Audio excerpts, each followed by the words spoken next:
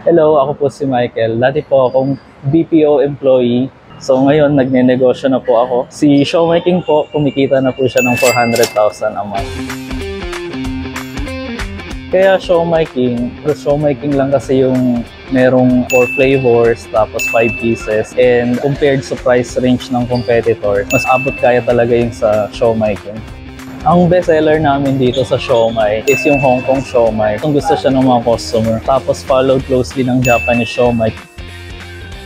Nag-start kami noong December 2022. Ngayon, after almost 1 year and 3 months, nanganak na siya.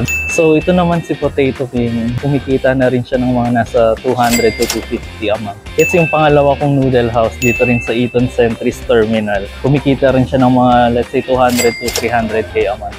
Ang daily namin dyan, umaabot ng 19,000 per day. Tapos kapag monthly, umabot siya ng 420,000. Ang nag-start kasi, Showmaking, ang franchise niyan is nasa 288. Bumibenta naman kami ng more than 300 to 400k a month. So within 3 months, nakuha ko na uli yung ROI. Dahil nga, napapalibutan kami ng call center. Sa likod, merong terminal ng Fairview. Tapos meron din kaming MRT station dito, Showmaking. Proven and tested na yan. 4 na sila ngayon. So kapag okay yung location, makikita ka talaga.